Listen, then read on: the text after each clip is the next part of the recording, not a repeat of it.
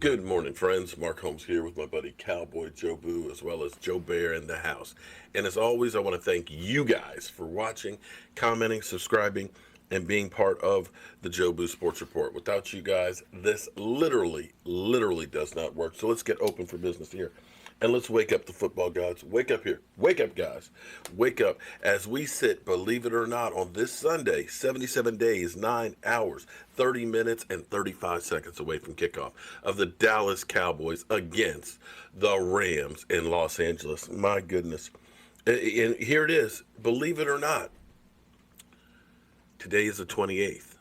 We are exactly 1 month away from training camps opening up. We talking about practice, not a game now. We talking about practice. We will actually have the teams coming together for the very first time and actually working out. It's unbelievable. 1 month from today. That is incredible news, and I just can't wait. It almost brings a tear to my eye. But I tell you what truly brings a tear to my eye is all this stuff we're going through in 2020. I don't ever remember wishing for time to fly by, but this year is one of those years that I just want to get rid of. I just want this year over with. This year has been just incredible in not a good way.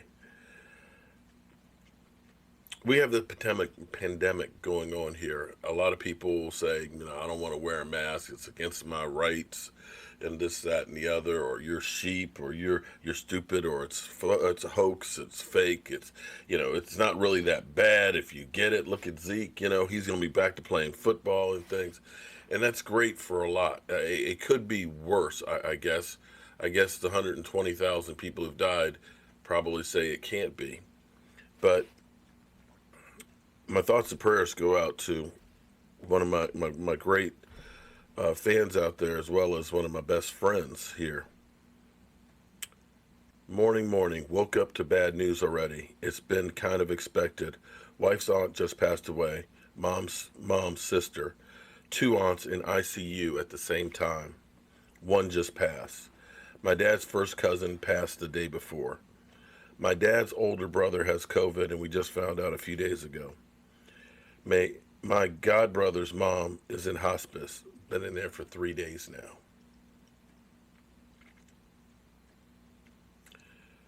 Wow. I'm happy for you if Corona hasn't touched or impacted your life. That's great. And I hope and pray that we can keep it that way. But it really is impacting a lot of people. This thing is devastation, and it's not something that we're just going to recover from, next week or next month. The amount of businesses that have gone belly up, the lives that have been changed, the lives that have been lost, this is real. And this is where we all need to band together. And I know a lot of people are tired of saying, stick to football. I'm just trying to put it out there that we all need to work together to defeat this thing, so we don't have to see things like this, that people don't have to feel the hurt of losing family members, that we can get on to things similar to what they used to be like. We all have a part in that. So my man Omar, who's becoming part of the research department for the Joe Boo Sports Report,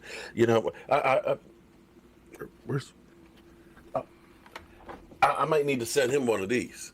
Him and Miss Jackie, because they're like investigative reporters here. They bring us the news on what's going on in the different takes. Because I was talking about Josh Gordon, should be soon going to have his meeting with the commissioner, be it probably virtual reality, about reinstatement. And I was talking about, hey, what about Randy Gregory? Because I think Randy Gregory's stuff went in before then. And if we're talking about what teams that Josh Gordon is going to be playing on, shouldn't we be talking about the return of Randy Gregory as well? Because, Randy Gregory, as many times as he's been suspended for weed, he never had a DUI. And I believe Josh Gordon, it's been 5 or 6 times that he has been suspended and banned, and yet we're talking about him coming back. So we'll see how that goes. So Omar had a great thought on that.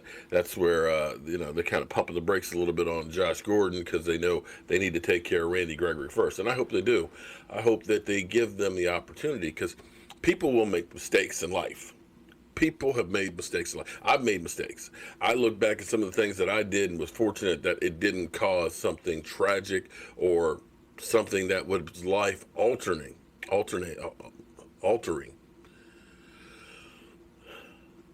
And I'm blessed that I made it through. It's not always the case. So you want to make sure that, you give people an opportunity because it's not what you did before.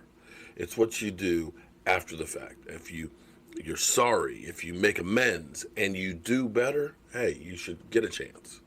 And a lot of times we don't give people a second chance, and we should. So Omar sent me a nice little piece here. I need to stir some things up here as we sit 1 month away from opening of training camp and 77 days from kickoff. The article was actually from the Eagles paper. Why the experts are saying Dallas has a better roster. Well, we can be honest about this because I'll say in other years the Dallas Cowboys have had better rosters than the Eagles. I'll be the first one to say that we have, generally speaking, had better rosters than the Eagles. And I don't think that that's earth-shattering or anything that should surprise anybody. But I'll also say that we've had more disappointments with said rosters. I mean, you can go back to 2014 where we were catch no catch away from the NFC Championship game. You can go back to 2007 when I believe we had 13 or 14 Pro Bowl players and couldn't get past the first round of the playoffs. We've had, where we're in the number one seed and we lose to a wild card Giants team and don't make it to the Super Bowl. We have had great rosters and have been let down before. It's just the nature of the Dallas Cowboys. And I still will point to some of that being the coaching. But be that as it may, we'll find out this year how much of an impact coaching really has on a team. Because I think we have night and day better coaches than we've had before. I think the change in coaching and philosophy will be good to put the players on edge, to get them a little uncomfortable and having to prove themselves to new people. I think we've got some people that are on contract years that are in prove-it mode, which usually means they'll step up. So ESPN, with the help of the boys at Pro Football Focus, the boys at Skip.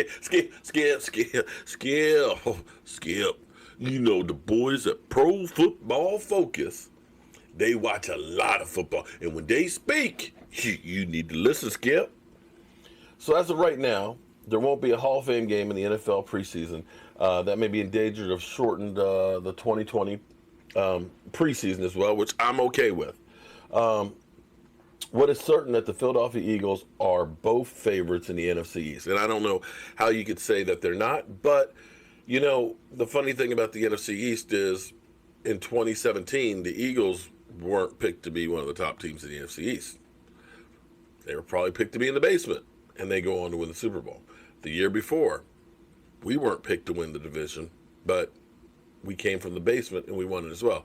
So, looking from past last season, you can look at both teams and say, yeah, well, those are the top two teams, and the Redskins and Giants have a long ways to go. But I will say, be careful of those Washington Redskins and that defense. That defense may be able to get takeaways, and takeaways are like gold. That can be the best offense is a great defense sometimes. And Haskins, he's got an arm on him. I saw some clips yesterday. He can launch that sucker. And maybe having a difference in coaching, Ron Rivera, who did a lot of great things with Cam Newton, you never know. Just be careful. Don't sleep on those Redskins. So, recently, the worldwide leader in sports ranked the rosters of 32 NFL teams using the football focus statistical engine. Both the Eagles and Cowboys made the top 10. That's great. We're both really good teams. But Dallas finished 3 spots ahead at number 6. So let me make sure I get this straight. They are saying that the Dallas Cowboys have the sixth best talent in the NFL this year. That's pretty amazing. And when you hear, or you think that we lost Robert Quinn, that we lost Byron Jones, Randall Cobb, Jeff Heath, Collins, Travis Frederick, that's six guys that were starters last year.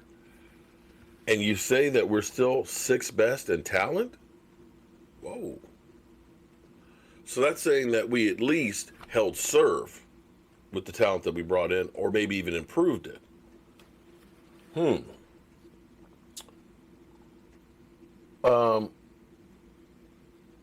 Dallas's biggest strength lies in the fact that their quarterback, Dak Prescott, has an amazing trio of wide receivers to throw to: Amari Cooper, Michael Gallup, and the newly drafted CeeDee Lamb, which the Cowboys yanked out from under the Eagles there. I love it. The biggest weakness is cornerback, especially now that the loss of Byron Jones and Leighton Vander Esch, while Leighton Vander Esch coming off a neck injury remains the wild card. Apparently, Dallas's weekends won't be detrimental as Phillies. Ooh. Let's go into the Eagles here. If you watch it, hold on, let me pull it up on here because this will be a little bit easier for me to read. So I'll turn my head sideways. If you watch NFC East football, you don't need an ESPN. Okay, wait. Philly addressed many of their needs in the recent free agency period for trading for and extending Devarius Slay and signing the likes of Javitus Brown, Javon Hargrave. God, I'm having a hard time this morning. And Robbie Coleman. Dallas signed Gerald McCoy, Dante Poe, HaHa Clinton Dix, of course, and we got CeeDee Lamb in there as well. The draft is where Philly seems to lose ground as the Cowboys snatch CeeDee Lamb to keep their rivals from getting him and adding Trayvon Diggs in the second round. And see, that's where I'm kind of wondering. Byron Jones has always been good. He's been steady, but I don't know that he's really a game changer. Now, Slay is good, but I will also say that he didn't exactly face the greatest competition the whole time he was in Detroit. You know, Aaron Rodgers is still really good, but Aaron Rodgers the year before was injured, and was injured for 2 seasons. You only had Kirk Cousins really play well one season last year, and then you had Mitch Trubisky for the Bears, and then of course you had Matthew Stafford, who is good, but I don't know that it's the highest level of competition. I don't know that the offenses have as much firepower as, say, the Dallas Cowboys do. And that's where I think that maybe, is it possible that he is maybe a little bit overhyped? I'm just saying. I'm just putting it out there. Where they do have the advantage is their leadership. Howie Roseman is a better general manager than Jerry Jones is. Any Birds fans will take Jeffrey Lurie as an owner over anyone. Philly is also the only team in the division that returns a head coach from last year. These pieces are in place for the second straight division title and another trip to the playoffs. Only time will tell how that works out. Well, let me contradict that just for a second here. If the Dallas Cowboys, I understand where you're going with Jeffrey Lurie versus Jerry Jones. I understand that completely. And Howie Roseman versus, Jerry Jones. But if the Dallas Cowboys have amassed more talent,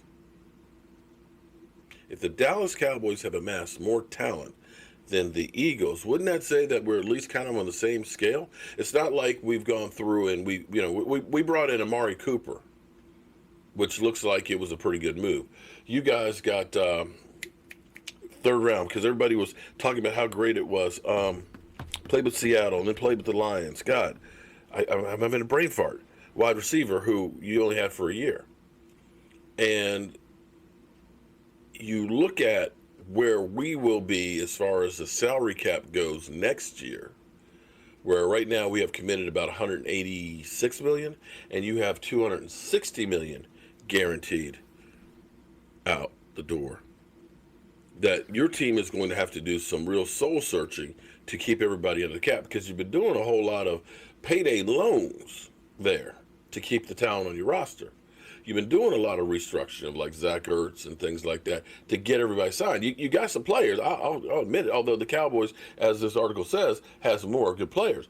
But financially, you're going to be headed for Armageddon here next year.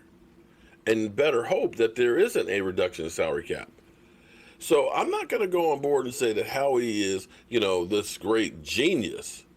Because if we had had better coaching, maybe we end up a lot further along than where you guys are. I'm just saying, I'm just kind of playing, the devil's advocate here. But in the reality is you got to have all phases work. You got to have the coaching, you got to have the players, you got to have health. You got to have the general manager be able to get you the pieces. And when shit happens and you lose somebody, to be able to get another person in there. All that goes together. And having the owner who will sign the paychecks and will be the face of the franchise. You need all of these things to work together to get to the promised land. And you guys, I still have to give you the slow clap, because you did win that Super Bowl a couple years back. But we'll see what happens this year. And I just can't wait. 1 month away from training camp. Hard to believe. I'm Mark Holmes. I hope you have a great Sunday, and I will see you guys later.